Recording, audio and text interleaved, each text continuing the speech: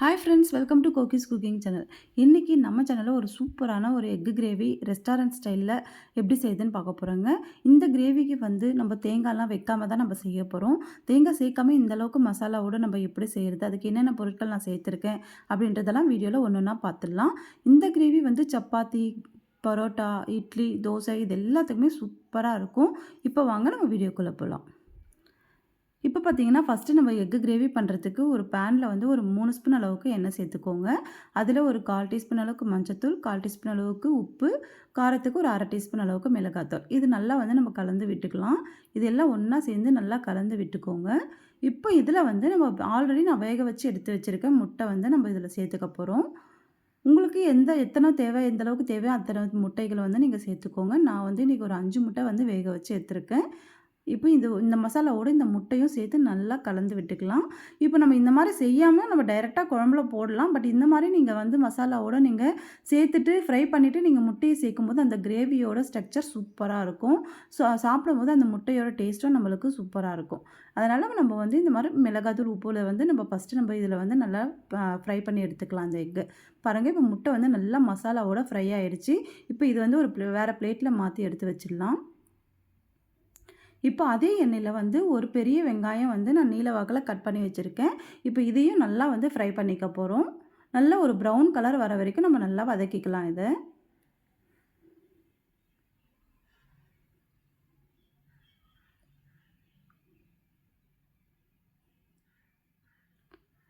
இப்போ பாருங்கள், வெங்காயம் நல்லா வந்து ப்ரௌன் கலராக வந்து ஃப்ரை ஆகிடுச்சு. இப்போ இது வந்து வேறு பிளேட்டில் எடுத்து தனியாக எடுத்து வச்சிடலாம். இது அப்படியே இருக்கட்டும். இப்போ அதே பேனில் வந்து இன்னொரு 2 ஸ்பூன் அளவுக்கு எண்ணெய் சேர்த்துக்கோங்க. எண்ணெய் காஞ்சதுக்கப்புறம் அதில் பட்டை, கிராம்பு, ஏலக்காய், 1/4 டீஸ்பூன் அளவுக்கு சீரகம், ஒரு பிரியாணி இலை இது எல்லாமே போட்டு பொரிஞ்சதும் ஒரு வெங்காயம் வந்து நான் பொடியாக கட் பண்ணி வச்சுருக்கேன். ஒரு பெரிய சைஸ் வெங்காயம் வந்து நல்லா பொடியாக கட் பண்ணி எடுத்துக்கோங்க. இப்போ இந்த வெங்காயமும் அந்த எண்ணெயோடு சேர்த்து நல்லா ஃப்ரை பண்ணிக்கலாம். நல்லா ஒரு ப்ரௌன் கலர் வர வரைக்கும் நல்லா வதக்கிக்கோங்க.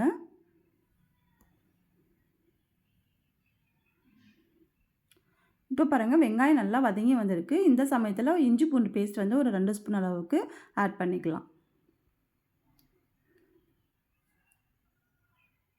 இப்போ இஞ்சி பூண்டு பேஸ்ட்டு, வெங்காயம் இது எல்லாமே நல்லா கலந்து விட்டுக்கோங்க. நல்லா வதங்கி வரணும். அந்த இஞ்சி பூண்டு பேஸ்ட்டோட பச்சை வாசனை போகிற அளவுக்கு வதக்கிக்கலாம். இப்போ பாருங்கள், நல்லா வதங்கி நல்லா எண்ணெய் பிரிஞ்சு வந்திருக்கு. இந்த சமயத்தில் 2 ஸ்பூன் அளவுக்கு மிளகாத்தூள், ஒரு 1/4 டீஸ்பூன் அளவுக்கு மஞ்சத்தூள், 1/2 டீஸ்பூன் அளவுக்கு கரம் மசாலா, உப்பு வந்து தேவைக்கேற்ற மாதிரி ஆட் பண்ணிக்கோங்க. இப்போ மிளகாத்தூள் போட்டதுமே நம்ம வந்து கொஞ்சமாக தண்ணி சேர்த்துக்கலாம். நம்ம தண்ணி சேர்த்துட்டு வதக்கும் போது அந்த மிளகாத்தூளோட கலர் வந்து மாறாமல் இருக்கும். நம்ம கிரேவியோட கலரும் சூப்பராக இருக்கும் பார்க்குறதுக்கு. இல்லைனா கொஞ்சம் நம்ம கொஞ்சம் நேரம் விட்டால் கூட நம்மளுக்கு அந்த மிளகாத்தூளோட கலர் வந்து மாறிடும். அப்புறம் கருப்பாயிடும், நல்லா இருக்காது பார்க்குறதுக்கு. இப்போ இந்த சமயத்தில் கொஞ்சமாக கருவேப்பிலை சேர்த்துட்டு நம்ம இந்த பச்சை வாசனை போகிற வரைக்கும் கொஞ்சம் நேரம் 2 நிமிஷம் மூடி வைக்கலாம். பாருங்கள், இப்போ 2 நிமிஷம் வந்து மூடி வச்சுருந்தோம். நல்லா அது வதங்கி எண்ணெய் பிரிஞ்சு வந்திருக்கு. இந்த சமயத்தில் ஒரு 3 தக்காளி கட் பண்ணி வச்சுருக்கேன். இப்போ அதையும் சேர்த்து நம்ம வதக்கிக்க போகிறோம். இப்போ இந்த தக்காளி வதங்கணும். இது ஒரு 2 நிமிஷம் நம்ம வந்து தட்டு போட்டு மூடி வைக்கலாம்.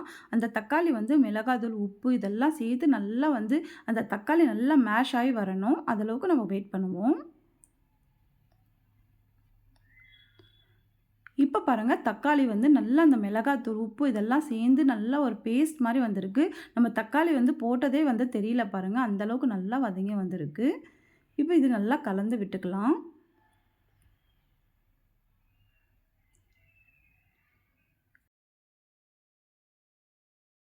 இப்போ இந்த மசாலா அப்படியே இருக்கட்டும். இப்போ நம்ம ஒரு பேஸ்ட் வந்து ரெடி பண்ண போகிறோம்.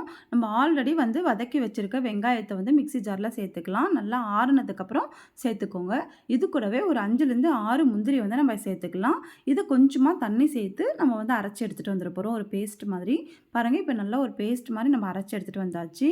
இப்போ வந்து தக்காளி நல்லா வதங்கி வந்திருக்கு. இந்த சமயத்தில் நம்ம வெங்காயமும் முந்திரியும் வந்து நம்ம அரைச்சி வச்ச பேஸ்ட் வந்து இதில் கலந்துக்கலாம். வேறு எந்த தேங்காய், நம்ம சோம்பு இது மாதிரி எதுவுமே நம்ம சேர்க்க தேவையில்ல. ஒரு வெங்காயமும் முந்திரி மட்டுமே போதும். நம்மளுக்கு வந்து அந்த அளவுக்கு கிரேவி வந்து சூப்பராக நம்மளுக்கு கிடைக்கும். இப்போ இந்த பேஸ்ட்டு கூட கொஞ்சம் ஒரு 1/2 கிளாஸ் அளவுக்கு தண்ணி சேர்த்து இதை நல்லா கலந்து விட்டுக்க போகிறோம்.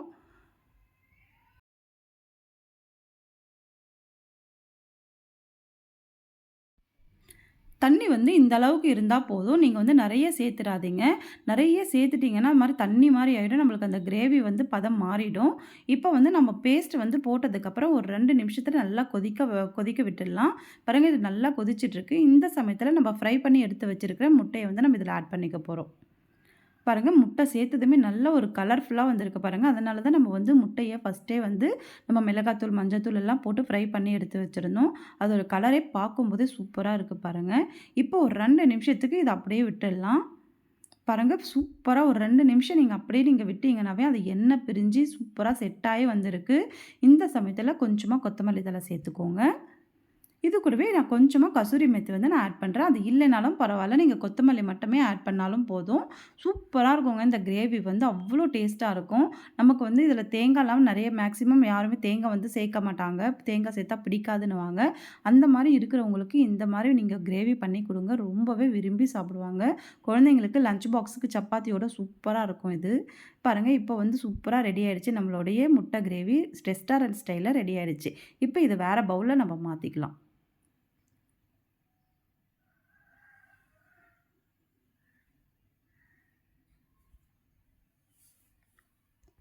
அவ்வளோதாங்க நம்மளுடைய ரெஸ்டாரண்ட் ஸ்டைல் முட்டை கிரேவி சூப்பரா ரெடி ஆயிடுச்சு.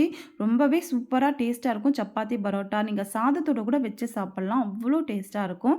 இந்த கிரேவி நீங்க கண்டிப்பா ட்ரை பண்ணி பாருங்க. ட்ரை பண்ணி பார்த்துட்டு நம்ம சேனலுக்கு லைக் அண்ட் ஷேர் பண்ணிக்கோங்க. கமெண்ட் பண்ணுங்க. இன்னொரு நாள் இன்னொரு இன்ட்ரஸ்டிங் ரெசிபில பார்க்கலாம். Thank you.